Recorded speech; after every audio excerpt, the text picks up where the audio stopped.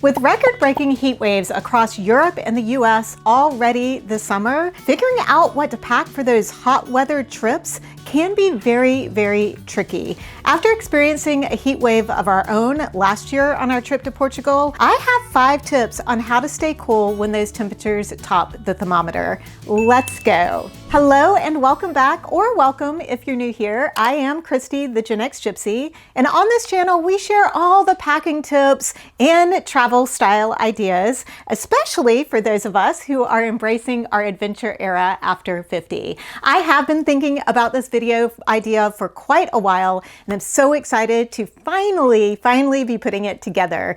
I have pulled together a classic tailored travel capsule wardrobe that I'm going to be showcasing throughout the video. I do have 3 tops, 3 bottoms, 2 layering pieces, and 2 dresses, 2 pairs of shoes, and a variety of accessories that you're going to be seeing as I talk about all of the tips.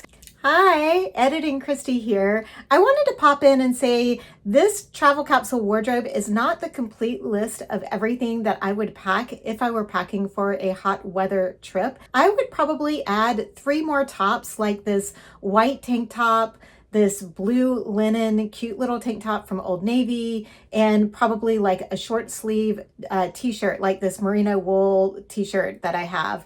And I would also probably pack another bottom like these black linen shorts to kind of round out the whole travel capsule. It's one of those, when you're packing for summer and hot weather, your clothes are lighter, they take up a lot less room, so it does allow you to take a few more things. And because you're walking around and getting sweaty all day, you're probably going to want a few more options. I am also going to have a complete packing list for packing for hot weather that I will have linked below in the description and the first pinned comment if you need a little help getting started packing for a hot weather trip that you have in the future. Okay, now let's get back to the video. Let's get to these very important tips on how to stay cool when it is very, very hot outside. The first tip is to determine if your destination is going to be a dry heat or will you be traveling somewhere more humid. Many of the popular summer destinations in Europe, like Madrid, Rome, and Lisbon, are going to be more of a crisp, dry heat, while over in Tokyo and Seoul and many places in Asia, you're going to be dealing with a lot of humidity, especially during typhoon season.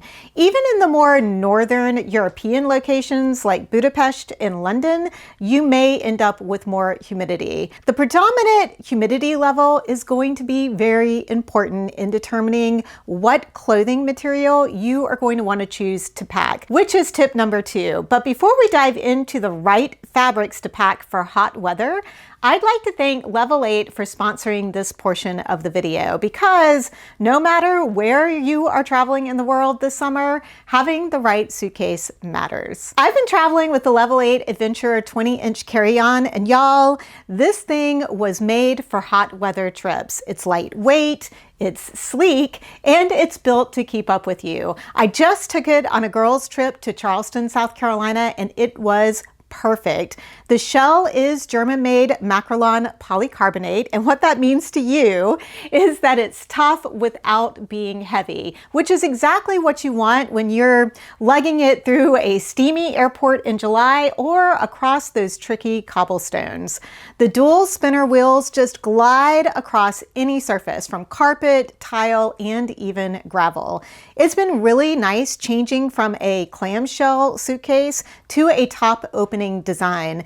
Instead of having to search through 2 sides of the bag and having to unzip everything, I can just pop the top and grab what I need at a glance. It takes up a lot less space, which is really important if you are staying in those small, older boutique hotels in Europe or those tiny business hotel rooms in Japan. Personally, I think the top opening design makes it much easier when you are unpacking and packing over and over again when you are on a tour. And if you overdo it buying souvenirs, just unzip the central zipper and you're going to add 5 extra liters meters of space. I also really like the interior pockets and compression system, and that you can unclip those top hinges if you want the top to lay all the way back. And of course, it has a built-in TSA lock. Although the wide trolley handle might limit which personal item bag you choose to use, I think it makes the suitcase much easier to navigate through busy airports. I will have the link down in the description below and the first pinned comment if you would like to check it out for yourself. Again, thank you to Level 8 for continuing to support this channel.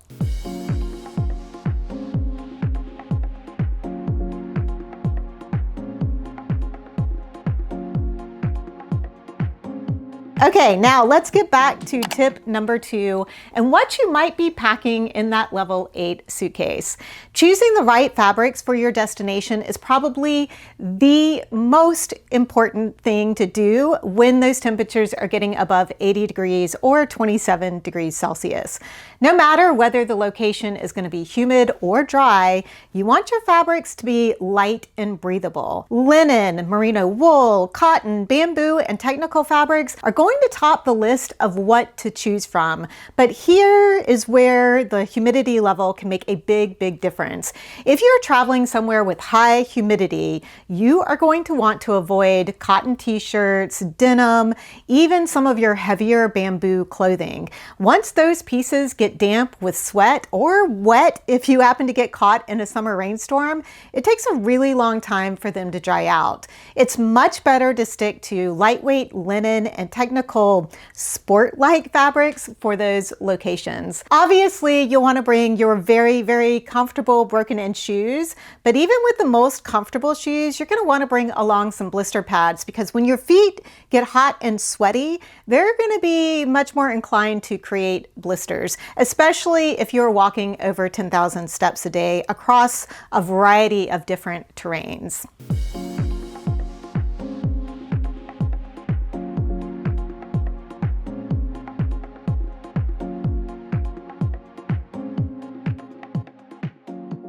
Tip number 3 is going to be controversial. I so love being controversial.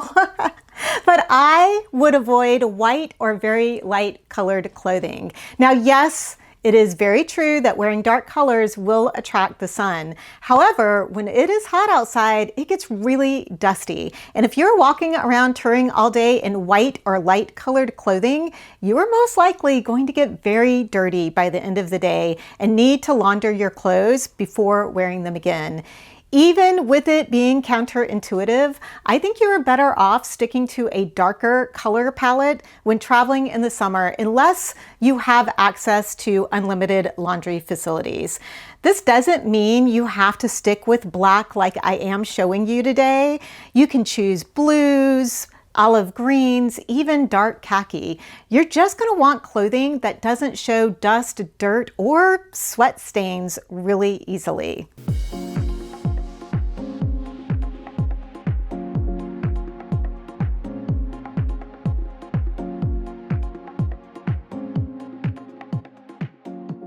Tip number 4 is to choose appropriate accessories. Bring a few light scarves with you, not just to add some color and variety to your wardrobe, but you can also use them if you happen to be visiting a cathedral that requires you to cover your shoulders. And they are also really great to wear to keep your hair off of your face and shoulders. I would also bring a personal fan, whether it happens to be a traditional folding fan or a rechargeable electric fan.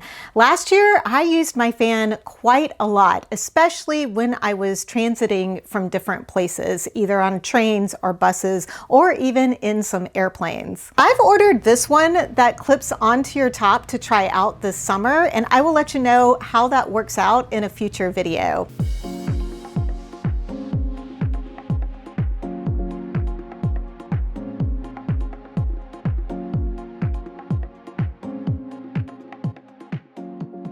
And lastly, tip number 5, bring a refillable water bottle. Many European cities with public fountains have nice cold water always flowing. And I would suggest bringing along some electrolytes to add to your water at least once a day, especially when those temperatures are getting really hot.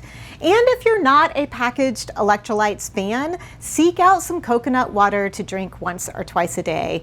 It is already really easy to get dehydrated when you are traveling, and it just gets even more so when the temperatures rise. Oftentimes, you won't even realize that you're getting dehydrated until you start to get a little dizzy or nauseous or really, really tired.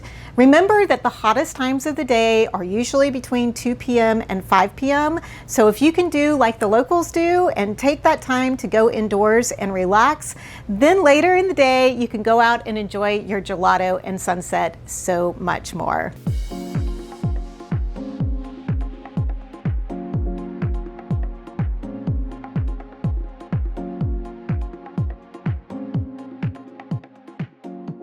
I'd love to know, what are your tricks for beating the heat when you are traveling? Let us know in the comments below. And if you are looking for more hot weather travel capsule ideas, check out this video next. Thank you so much for choosing to watch this video today. I hope that you have safe and wonderful travels.